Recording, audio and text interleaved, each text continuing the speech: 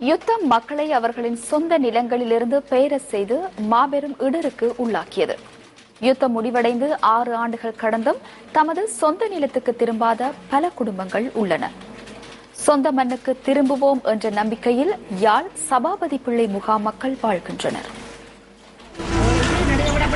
சேதமடைந்த இந்த கூடாரங்களில் வசிக்கும் இந்த மக்கள் பூர்வீக நிலத்தை விட்டு பிரிந்து 25 ஆண்டுகள் கடந்துவிட்டன. 1990ஆம் ஆண்டு யுத்தம் இந்த மக்களை தமது சொந்த நிலத்திலிருந்து வெளியேற்றியது. வலிவடக்கு மக்கள் அகதி முகாம்களிலும் உறவினர் வீடுகளிலும் காலத்தை கடத்துகின்றனர். இது யாழ் சுன்னாகத்தில் உள்ள சபாபதி பிள்ளை முகாம். இந்த முகாமில் 330 குடும்பங்கள் வசித்து வருகின்றன. அடிப்படை வசதிகள் எதுவுமற்ற நிலையில் பல்வேறு நெருக்கடிகளின் மத்தியிலேயே இந்த மக்கள் தமது ஒவ்வொரு நாட்களையும் கழித்துக் கொண்டிருக்கின்றனர். எங்களை ஊருக்கு விட வேணும். எங்களுக்கு குழந்தை உஞ்சோலால சரியான இருக்க வசதி இல்லை. சரியான கஷ்டமா இருக்கிறது.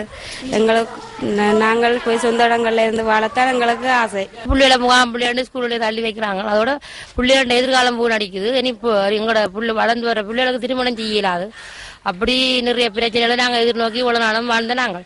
இனி எங்களுக்கு வந்த புதிய ஜனாதிபதி எங்களுக்கு மாற்றத்தை உண்டு பண்ணி எங்களை ஊருக்கு விடுவர். தம்மை தமது சொந்த மண்ணிலேயே மேல் குடியேற்ற வேண்டும் என்பதுவே இந்த மக்களின் கோரிக்கை. தாம் நிலத்தை பிரிந்து அகதிகளாக வாழ தமது நிலமோ அழிவடைந்தும் பாழடைந்தும் காணப்படுவதாக மக்கள் ஆதங்கமுறுகின்றனர். நாங்கள் இந்த இடம்பெயர்ந்து இருந்த காலங்கள் மிகவும் துன்பகரமான காலங்கள்.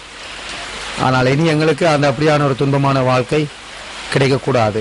நல்ல ஒரு எதிர்காலத்தை தான் நாங்கள் எதிர்பார்க்கின்றோம். எதிர்காலம் என்பது எங்களுடைய எதிர்காலம் என்பதல்ல, எங்களுடைய வருகின்ற இளம் சந்ததிகள், அதாவது நேற்று பிறந்த குழந்தையிலிருந்து கல்வி கேட்கும் பட்டதாரிகளாக இருக்கும் மாணவர்களுடைய நிலையை தான் நாங்கள் இப்போது கருத்தில் கொண்டு செயல்பட்டு கொண்டிருக்கின்றோம். பலிகாமம் வடக்கை சேர்ந்த 5000க்கும் அதிகமான குடும்பங்கள் 34 அகதி முகாம்களில் வாழ்கின்றனர்.